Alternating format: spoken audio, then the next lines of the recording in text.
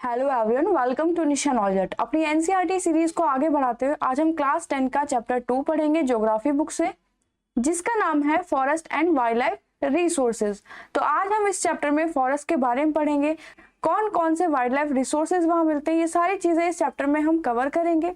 Last chapter में हमने resources के बारे में पढ़ा, कैसे रिसोर्सेज को कंजर्व किया जाए, सॉइल रिसोर्स के बारे में पढ़ा। जिस किसी ने प्रीवियस चैप्टर्स नहीं देखे हैं, चैनल पे विजिट करके प्लेलिस्ट अवेलेबल है, आप वहां से जाके देख सकते हैं।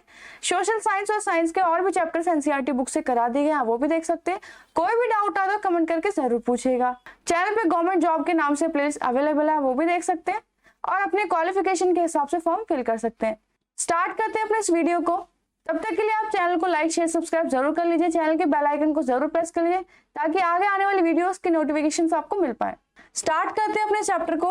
तो ये एक सॉन्ग यहाँ पे मेंशन है जो कि नेचर के लिए है, जो कि इन्वायरमेंट में जो भी चीजें हमें नेचर से मिली है उनके लिए ये डेडिकेटेड है।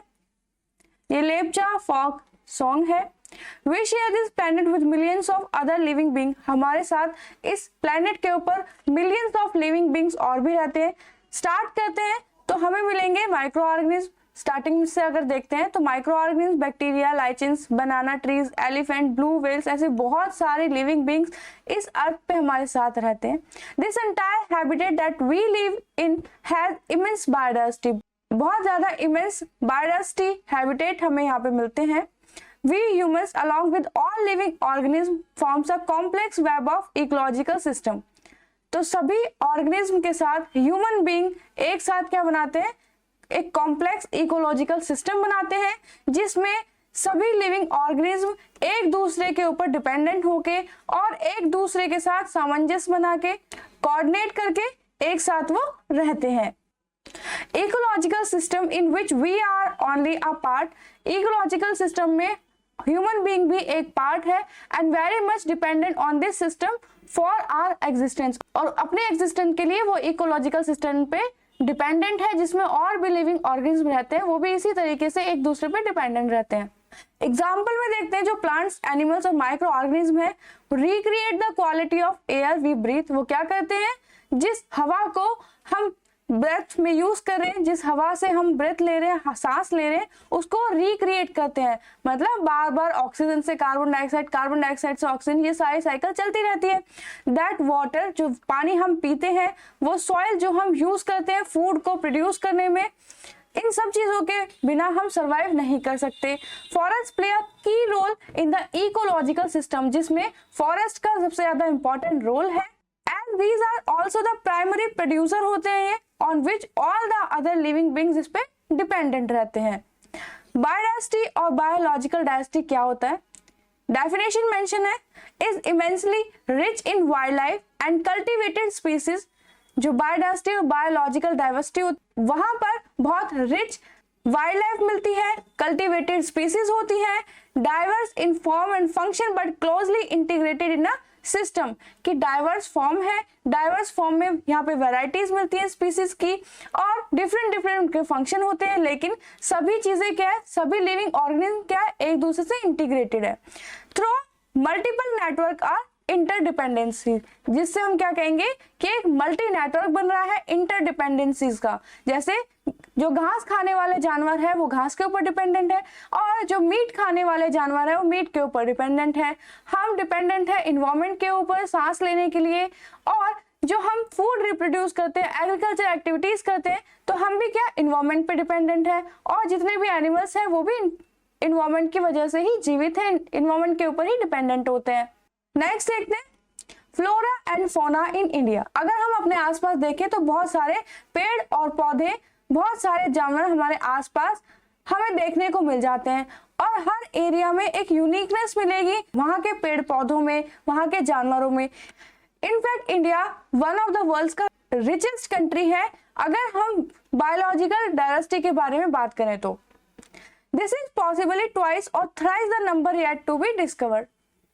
अभी ट्वाइस और थ्राइस नंबर ऐसा है जो कि डिस्कवर्ड हो चुका है इन स्पीसीज का। You have already studied in detail about the extent and variety of forest wildlife resources in India। तो प्रीवियस चैप्टर्स में हम ये सारी चीजें पढ़ चुके हैं कि इंडिया में कितनी तरह की फॉरेस्ट और वाइल्ड लाइफ रिसोर्सेज मिलते हैं। जिसने भी ये चैप्टर नहीं देखा है, प्लेलिस्ट अवेलेबल है, वो चैनल पे जाके देख सकते हैं। You may have realize the importance of these resources in our daily life. हमने देखा और हम इस चीज को रियलाइज भी करते हैं कि हमारी डेली लाइफ में इन रिसोर्स की क्या वैल्यू है। डाइवर्स फ्लोरा और fauna are so well integrated in our daily life that we take these for granted. हमारे लाइफ में इन सारे फ्लोरा और फोना जो डाइवर्स वे में हमारे साथ रहते हैं या हम उनके साथ रहते हैं, सब एक साथ जो रहते हैं, हम उन सब चीजों को फॉर ग्रांटेड लेते हैं एज वी नो कि हम उनके ऊपर कितने ज्यादा डिपेंडेंट हैं। But lately they are under great stress mainly due to intensivity to our environment, जिसकी वजह से ये सारी चीजें ग्रेट स्ट्रेस में भी आ जाती हैं, इन्वायरमेंट हमारा स्ट्रेस में भी आ जाता है, क्योंकि हम उसको फॉर ग्रांटेड लेके एक्सप्लॉइट करना शुरू कर देते हैं। एक्टिविटी में find out stories prevalent in your region. आपके रीजन में कोई ऐसी स्टोरी हो जो रिलेशनशिप के बारे में बताती हो ह्यूमन बीइंग का नेचर के साथ, तो इसके बारे में बताना। कंजर्व कैसे करेंगे फॉरेस्ट को और वाइल्ड लाइफ को जो इंडिया में प्रेजेंट है। Conservation in the background of rapid decline in wild life population and forestry has become essential. आज के टाइम में जब हम देखेंगे तो कंजर्वेशन बहुत ज्यादा जरूरी हो जाता है, बिकॉज रैपिड डिक्लाइन हो रहा है वाइल्ड लाइफ का, फॉरेस्ट का, जो कि बहुत ज्यादा एसेंशियल है सभी के लिए। But why do we need to conserve our forest and wild life. तो एक क्वेश्चन आता है कि हमें इन्हें कंजर्व क्यों करना चाहिए, तो इसका मतलब हमें उनकी इंपॉर्टेंस भी पता होनी चाहिए। Conservation preserve the ecological diversity and our life support system. Conserve करने से, प्रिजर्व करने से क्या होगा कि जो इकोलॉजिकल डाइवर्सिटी है और हमारी लाइफ का जो सपोर्ट सिस्टम है उसको हम फ्यूचर जनरेशंस के लिए भी कंजर्व कर पाएंगे, ताकि वो भी अच्छे से इन चीजों का इस्तेमाल कर सके, ताकि उन आने वाले जनरेशंस के पास भी ये सारे नेचर से मिले रिसोर्सेज हो सके। वाटर, एयर एंड सॉइल, ये तीन हमारे क्या यहाँ पर रिसोर्सेज मेंशन है।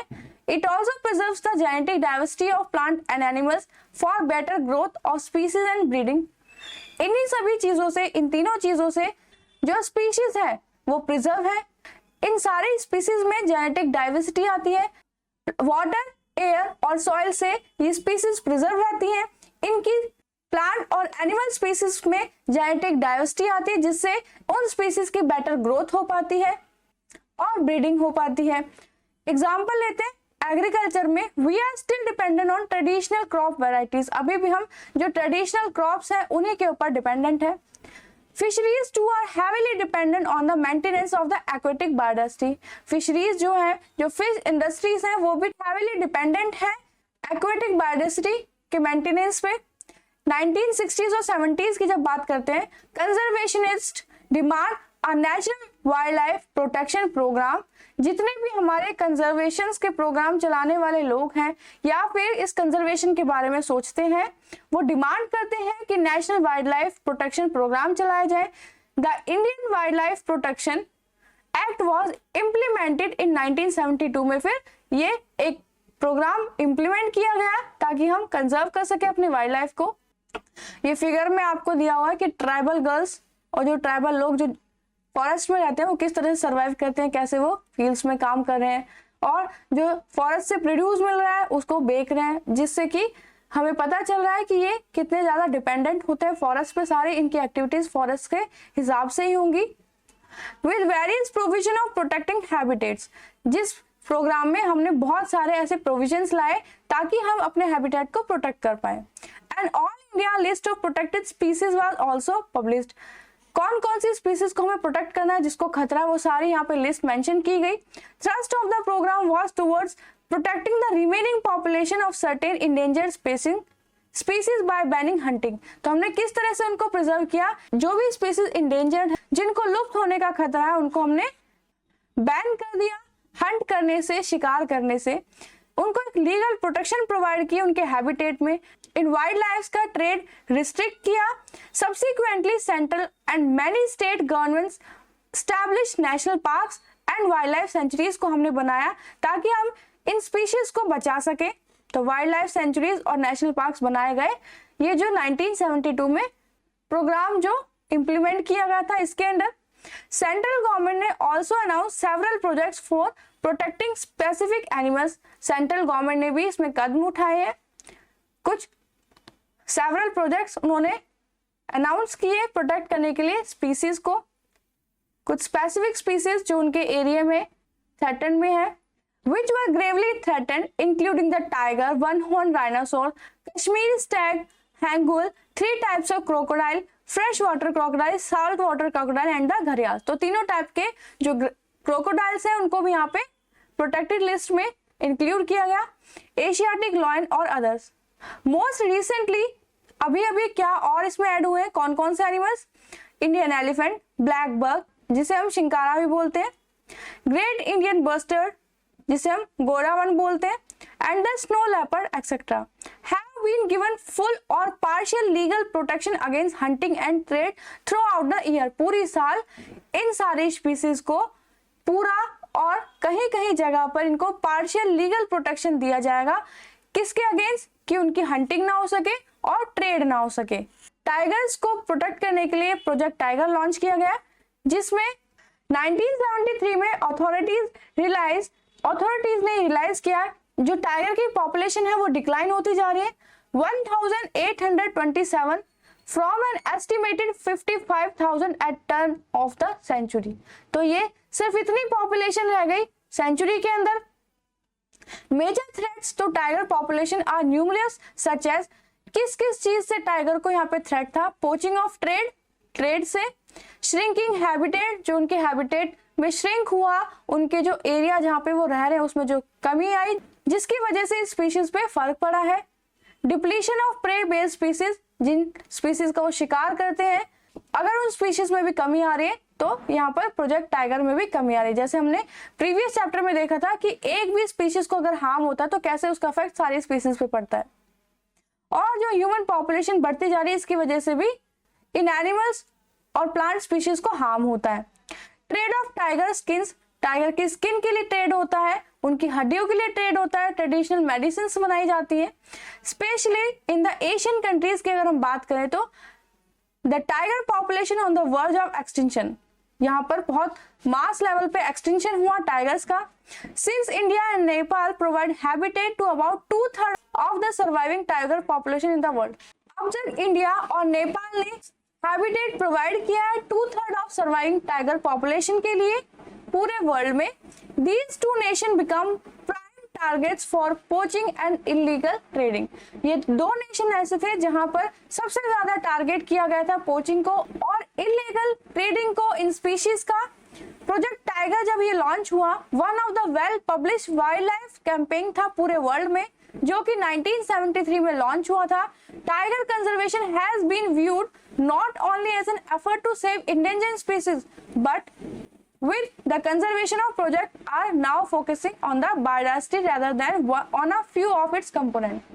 ये जो प्रोग्राम था सिर्फ टाइगर को कंजर्वेशन के लिए नहीं किया गया, या फिर जो इंडेंजर्ड स्पीशीज है सिर्फ उन्हीं के लिए ये प्रोग्राम नहीं चलाया गया, बल्कि ओवरऑल जो हमारी बायोडाइवर्सिटी है उसके ऊपर पूरा फोकस करके ये प्रोग्राम लॉन्च किया गया, जिसमें इसी तरीके से बाकी और स्पीसीज के लिए भी कंजर्वेशन के प्लान बनेंगे, but with the equal importance as means of preserving biotypes of sizeable magnitude Corbett national park. तो ये डिफरेंट नेशनल पार्क्स और वाइल्ड लाइफ सेंचुरीज यहाँ पे बनाई गई, जिससे हम बाकी और स्पीसीज को भी यहाँ पे कंजर्व कर सके। जैसे कॉर्बेट नेशनल पार्क उत्तराखंड में, सुंदरबन नेशनल पार्क वेस्ट बंगाल में, बांधवगढ़ नेशनल पार्क मध्य प्रदेश में, Sariska wild life sanctuary Rajasthan में, मानस टाइगर रिजर्व असम में और पेरियार टाइगर रिजर्व केरला में। ये कुछ टाइगर रिजर्व्स हैं जो इंडिया में बनाए गए। The conservation project are now focusing, अब जो ये कंजर्वेशन प्रोजेक्ट्स है वो सिर्फ फ्यू स्पीशीज को कंजर्व करने तक नहीं बल्कि पूरे बायोडाइवर्सिटी के बारे में यहाँ पे फोकस करेंगे। There is now a more intensive search for different conservation measures यहाँ पे लिए जाएंगे, जिससे कि अब इसमें more intensive नए यहाँ पे conservation measure लिए जाएंगे। Increasingly even insects के बारे में भी यहाँ पे conservation planning बनेगी। In the notification under Wildlife Act 1980 and the 86, several hundred butterflies, moths, beetles and one dragonfly have been added the list of protect species। अब यहाँ पर इस लिस्ट में या इस कंजर्वेशन प्लान में इंसेक्ट्स को भी ऐड किया गया, उनको भी यहाँ पे कंजर्वेशन मिलेगा। 1991 में फर्स्ट टाइम प्लांट्स की स्पीशीज को भी यहाँ पे इस लिस्ट में मेंशन किया गया कंजर्व करने के लिए। तो यहाँ पे ऐसी 6 स्पीशीज को उस वक्त ऐड किया गया। यहाँ पे आपको इंफॉर्मेशन गैदर करनी है wild life sanctuaries, national parks के बारे में जो इंडिया में है, उनकी लोकेशंस प्लॉट करनी है मैप के ऊपर। Types and distribution of forest and wild life resources को देखते हैं कि कौन कौन से टाइप्स और डिस्ट्रीब्यूशन किस तरह से हो रखा है फॉरेस्ट का और वाइल्ड लाइफ रिसोर्सेज का, और इनके टाइप्स भी देखेंगे। Even if we want to conserve our vast forest and wild life resources, अगर हम सोचते हैं कि हमें कंजर्व करना है अपने इन फॉरेस्ट को और वाइल्ड लाइफ रिसोर्सेज को, तो it is rather difficult to manage, control and regulate them. तो इनको मैनेज करना, कंट्रोल करना, रेगुलेट करना थोड़ा सा डिफिकल्ट हो जाएगा।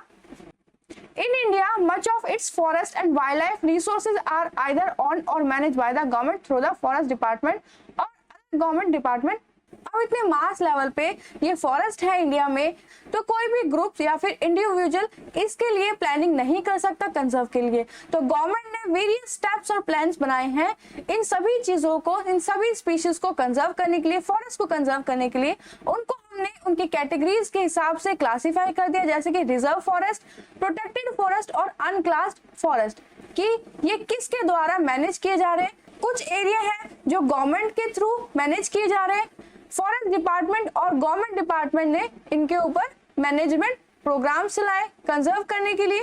फर्स्ट है रिजर्व फॉरेस्ट। तो more than half of the total forest land has been declare reserve forest. आधे से ज्यादा जो जमीन है फॉरेस्ट की, उनको रिजर्व कैटेगरी में रखा गया। Reserve forest are regarded as the most valuable as far as the conservation of project forest and wild life resources are concern.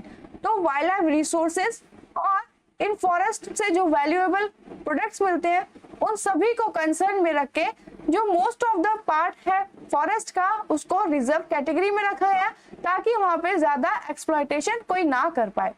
Protected forest कौन से होते हैं? ऑलमोस्ट 1/3 पार्ट आता है इसमें टोटल फॉरेस्ट का। फॉरेस्ट डिपार्टमेंट से इसको डिक्लेयर किया जाता है। This forest land are protected from any further depletion. यहाँ पे आगे कोई भी ऐसा डिप्लीशन एक्टिविटी नहीं होगी, तो उस चीज के लिए इसको प्रोटेक्ट किया जाता है। ये वो फॉरेस्ट और वेस्ट लैंड है जो बिलोंग करेंगे गवर्नमेंट और प्राइवेट इंडिविजुअल एंड कम्युनिटीज के द्वारा ये मैनेज किए जाएंगे। Reserve or protect forest are also referred to as permanent forest estates maintained for the purpose for producing timber and other forest। जो reserve forest और protected forest है, उनको permanent refer कर दिया गया है। timber और other जो forest produce होते हैं उनके लिए उनको maintain भी किया जाएगा, और protective reasons के हिसाब से भी ये सब चीजें यहाँ पर की गई। मध्य प्रदेश में लार्जेस्ट एरिया है जो परमानेंट एरिया के अंडर आता है, परमानेंट फॉरेस्ट के अंदर आता है, constituting 75% of this total forest area. Jammu Kashmir, Andhra Pradesh, Uttarakhand, Kerala, Tamil Nadu, West Bengal, Maharashtra have large percentage of reserve forest of its total forest. तो ये जो स्टेट्स है, यहाँ की जो लार्ज परसेंटेज है फॉरेस्ट की, वो रिजर्व फॉरेस्ट कैटेगरीज में रखी गई, और ऑलमोस्ट 75% फॉरेस्ट जो है मध्य प्रदेश के, उनको भी इसी कैटेगरी में रखा गया। Where Bihar, Haryana, Punjab, Himachal Pradesh, Orissa, Rajasthan have bulk of its under protected forest. वहां पे बहुत सारे ऐसे फॉरेस्ट हैं जिनको रिजर्व कैटेगरीज में गवर्नमेंट के अंडर रखा गया है। और ये घड़ियाल के बारे में कुछ कटआउट्स हैं न्यूज़पेपर के, जिसमें इनके डिप्लीशन की बात हो रही है और कंजर्व करने के लिए यहाँ पे अवेयर किया जा रहा है। All northern states and part of Gujarat have a very high percentage of their forest as unclassed forest managed by the local communities। तो ये unclassed forest जो होते हैं, जो कि मैनेज किए जाते हैं लोकल कम्युनिटीज या इंडिविजुअल के द्वारा, गुजरात और ईस्टर्न स्टेट्स में ऐसी बहुत सारे कम्युनिटीज हैं जो इन फॉरेस्ट को कंजर्व कर रही हैं। तो हमने यहाँ पे कंजर्वेशन के 3 ऐसे स्टेप्स देखे जो गवर्नमेंट के थ्रू यहाँ पे चलाए जा रहे हैं। रिजर्व फॉरेस्ट बना दिए, प्रोटेक्टेड फॉरेस्ट बना दिए, या फिर अनक्लास वो फॉरेस्ट जिसमें पीपल, यहाँ पे आसपास के लोग हैं, वो अवेयर हैं अपने फॉरेस्ट के कंजर्वेशन के बारे में और उनको मैनेज कर रहे हैं, उनकी जो डिप्लीशन एक्टिविटीज है उनको कंट्रोल कर रहे हैं। नेक्स्ट है कम्युनिटी एंड कंजर्वेशन। तो ये चैप्टर हम 2 पार्ट्स में कवर करेंगे ताकि धीरे धीरे विद पेस हम इन चैप्टर्स को समझते चले। एज वी नो कि हमारी 10th क्लास है, बोर्ड की क्लासेस है, तो हम अच्छे से इसे धीरे धीरे पढ़ेंगे। बाकी का बचा हुआ चैप्टर है जिसमें हम community and conservation, Chipko movement जैसे कंजर्वेशन प्रोजेक्ट के बारे में पढ़ेंगे, scaled groups, wealth of diverse and rare species के बारे में पढ़ेंगे, और इसके बाद लास्ट में इस चैप्टर की एक्सरसाइज के बारे में देखेंगे ताकि इस चैप्टर को हम 2 पार्ट्स में कवर कर लें और अच्छे से चीजों को समझ पाए। तो चैनल को लाइक शेयर सब्सक्राइब जरूर कर लीजिए, बेल आइकन को ऑन कर लीजिए ताकि जब भी इस चैप्टर का सेकंड पार्ट अपलोड हो उसकी नोटिफिकेशंस आपको मिल पाए। तब तक के लिए all the best and thank you.